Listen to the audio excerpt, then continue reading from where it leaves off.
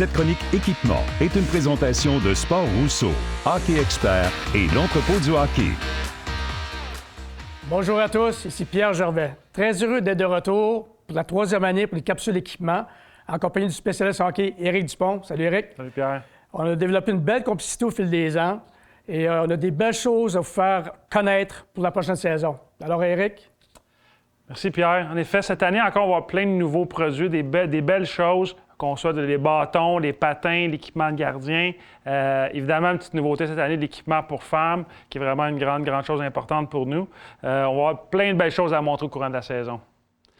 Pour commencer cette semaine, on va parler d'une catégorie très importante, les bâtons, avec des nouveautés super intéressantes. Mais avant de parler de rentrer dans les produits, moi, je suis curieux de savoir, Pierre, dans tes années avec les Canadiens, est-ce qu'il y a des joueurs qui avaient des habitudes de changer de bâton peut-être trop souvent ou assez souvent?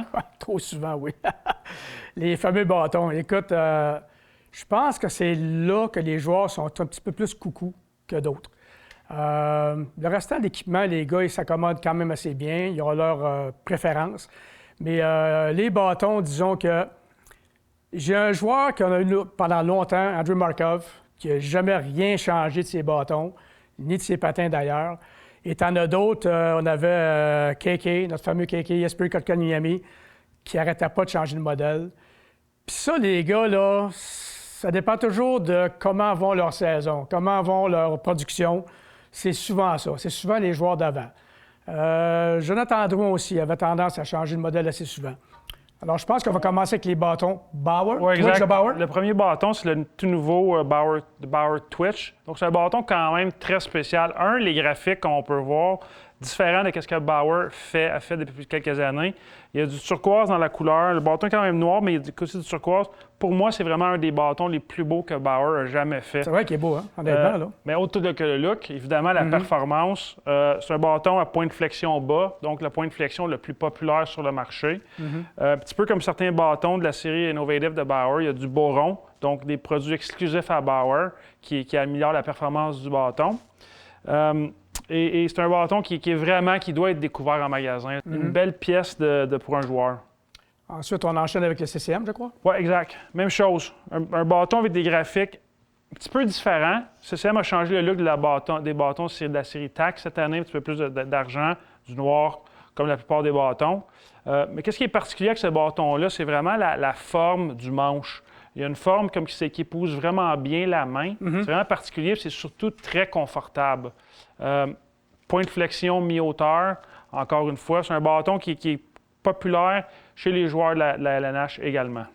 Il me semble que ça se voit moins bien à la télévision. Est-ce que c'est moi ou ce genre de graphique-là? Oui, certains graphiques sont peut-être un petit peu plus difficiles à voir. Peut-être qu'à la télé, ça sort différemment. Mais au banc des joueurs, souvent, le joueur a le bâton à l'envers. On voit très bien le logo. C'est vrai, effectivement. Mais les compagnies qui pensent quand même bien, ils mettent des logos un petit peu partout sur les bâtons pour s'assurer qu'entre autres à la télé, pendant les matchs de hockey, on les voit très bien.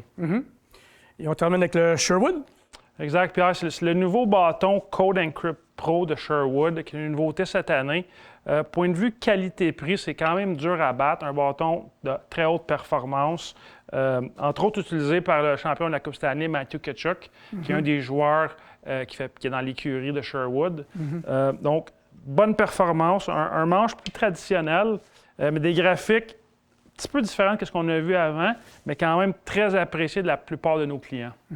Alors, Éric, c'est très important de bien choisir son bâton en magasin. C'est une pièce tellement importante. Tout à fait. C'est probablement un des outils de travail sur la patinoire des plus importants. Puis peu importe le budget, c'est pas ça qui est l'important. C'est vraiment s'assurer de bien choisir, la rigidité du bâton, la courbe, la hauteur. Puis nos spécialistes en magasin sont là pour aider les gens. C'est un peu comme au golf, hein? Si on n'est pas à l'aise avec notre bâton, ça ne fonctionne pas. Très similaire. Alors, merci beaucoup. On se voit la semaine prochaine avec d'autres bâtons, Bauer, Warrior et True. Alors, bonne semaine à tous. Merci d'avoir été là. Bye, Eric.